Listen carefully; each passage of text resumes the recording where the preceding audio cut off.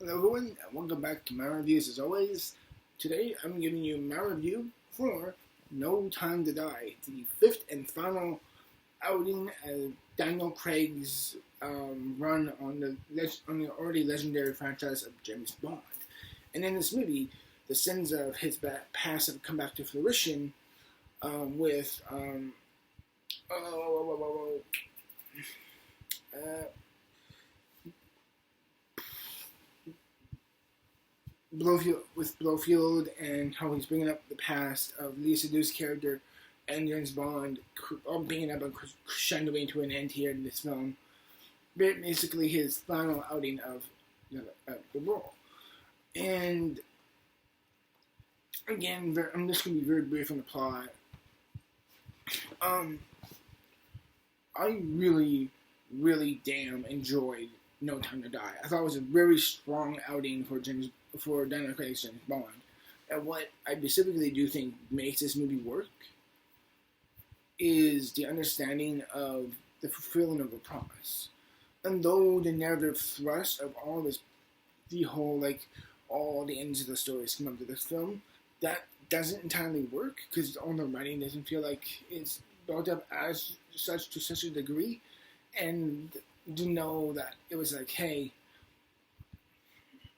it was, instead of just delivering on this a final goodbye for Daniel Craig's James Bond overall.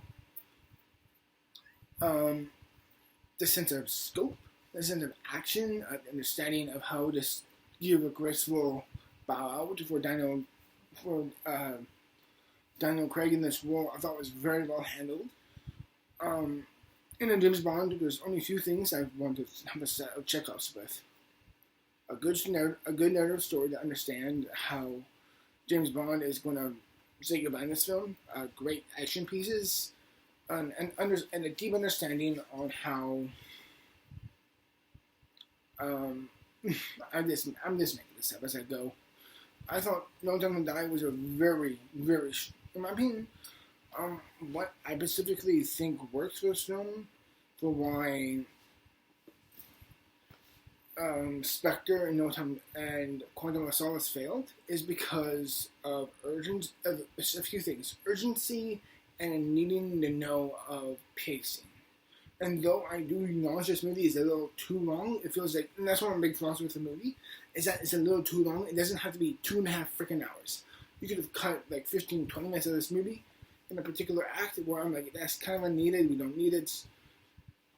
And it does kind of show on a more pacing, on both a pacing and structural perspective.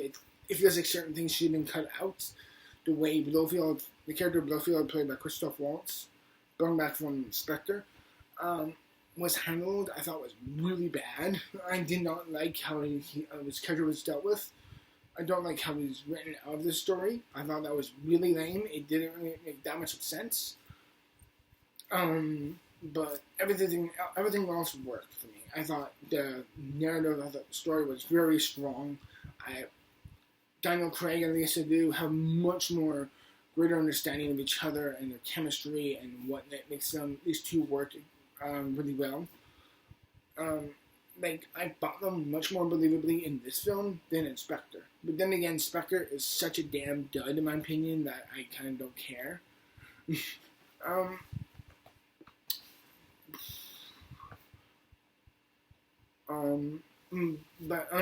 Anyway, what I do think really, again, what really works on a finality level of knowing how to make this character bow out well within and in my view, the action scenes, particularly the beginning, and there's a particular fight, I think it's in, I think it was Sweden, I believe, in the film, which I thought were total standouts.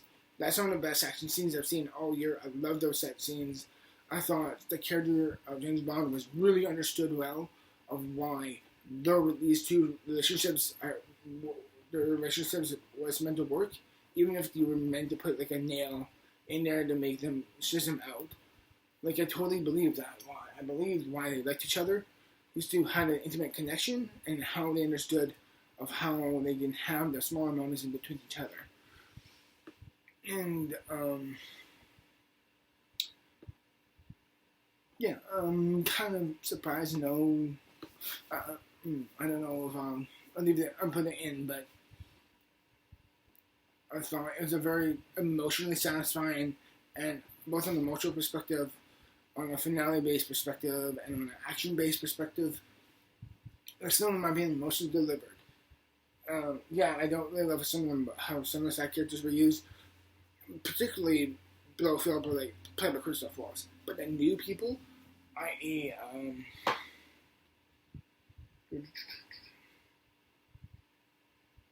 well, oh, here's the thing. I liked Rami Malek as a villain. Okay, I liked his ideas and what was going there with his plot and everything. His type of, weird like to gaslight techniques. I thought his overall plot was actually much more interesting than what's on board what was going on there. And I liked that a lot. And though he was okay, I thought his plans were. Although I will say this. Lashana Lynch as Nomi is excellent. She's a great addition to the film in my view. And I want to bring up a point. I think Daniel Craig is a great James Bond. I mean, here's what I want to say about him. Another particulars that I want to bring up. Daniel Craig is a great performer, and I think and this gives a, and this is really interesting for me to say, but I don't love him as James Bond because the way he approaches action in most scenes, and a lot of people, feels he's much more, to me, the way he conducts action scenes and everything feels a lot more soldier-like rather than a spy. He screams much more of a soldier-like approach, or someone like. They compare other James Bonds. Daniel Craig and Timothy Dalton seem like the most soldier-like to me. They have that stringent, focused approach to them. They're very, very intimidating. They're very much soldier-like. And James Bond is not a soldier. He's a spy. He's meant to be very good at different things, which is why for me, Pierce.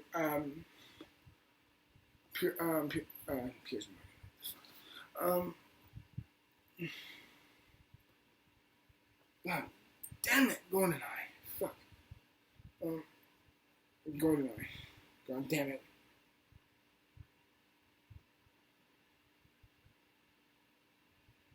Let me look it up. Pierce Brosnan. That's why Pierce Brosnan is my favorite Bond. Because I actually believe him that he's good at various different things. Though people may critique the fact that he'd be like, well, he's not as interesting, very broad, but he's great at various things. Like, I never once believed Daniel Craig as Bond was a spy. Like, to me, he's very, like, as much as I enjoy him a lot in these movies, and he has probably my favorite quantity. I remember seeing, Casino Royale when I was younger, and then seeing Skyfall. Those were great, like, action movies. But they never really worked on a spy perspective. And granted, I'm not going to be trying to act like an aficionado on James Bond, nor do I care that much, because a good handful of the series aren't that great. But and this is just a stringent on my end. It's not a real critique of the film, but yeah, he never screamed. Daniel Craig's Bond never screamed spy to me. He screamed much more of a soldierly approach. This quiet sternness that he has. And granted, he is good. He is charming and everything, but I don't see how anyone could be like, oh yeah, he's a spy. I just never believed that. James Bond is a spy. Daniel Craig's Bond, in my view, always screamed more soldier than spy. And his approach to combat, his approach to tactics, how we see in both, like granted, Casino Royale was his first outing, but there's so many sloppy mistakes in that film, just on a pure action person approach, that I'm just like, granted, it's his first mission and everything, but he's making so many mistakes. and he still kind of makes those efficiency mistakes where he leaves too many witnesses. He leaves, like, spies know how to cut around those loose ends and keep it very contracted approach to combat and everything. And again, I think there was a good performance, but he never screamed. Daniel Craig, he is a great. He probably has my favorite quantity of Bond films, like Casino Royale and Skyfall are probably among my top 3 favorite Bonds. I would say top 3 to 5 favorite Bonds. Skyfall being my absolute favorite, because it finally knew what he was doing as a character of Bond. He wasn't just doing this. He wasn't just doing a spy's work. He was doing a soldier approach, especially for the character, for the villain in that film. But overall, yeah. But for this overall approach, I thought No Time to Die was just a great action spy movie that really understood how to send off this great goodbye for Bond. Is it as much of a sense of fresh air of like Casino Royale? No. Is it as great of an action movie as Skyfall? No. But of the 5 James Bond movies that he's been in,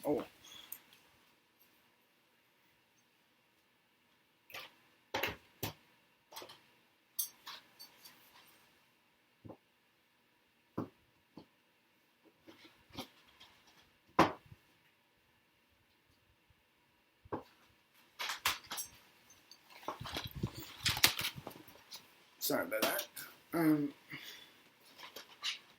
Out of his James Bond movies here, if you want to ask where it aligns with them, I would say it aligns truly in the middle, with the best being, in my view, Skyfall, and then Casino Royale, and then No Time to Die, and then Quantum of Solace, and then Spectre at the very last. Yeah, overall, I thought Spectre was a great bowing out type of film. It knew how to deliver on a character level, on an action-based level, on a narrative-based level, on how it understood his relationship with Léa Seydoux's character. The action was very good. Most of the new cast is just great. As I said,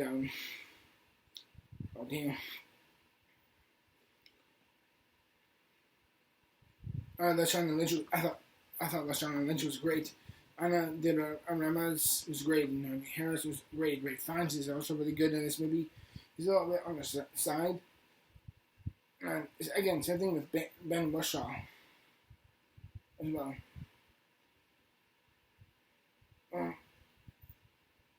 Overall, I thought it was a much more narratively and emotional, both a narrative approach and an emotional finale approach to the film.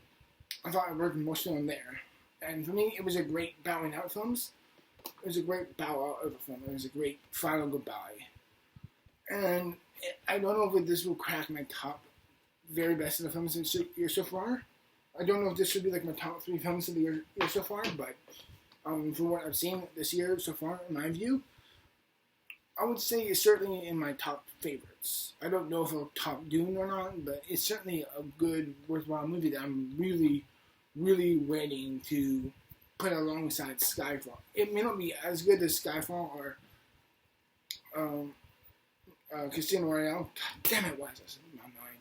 But overall, I thought No Time to Die was a very good action movie that knew how to give a final sway for Daniel Craig's James Bond. I would give this film a B+. Till the end, everyone. Cheers.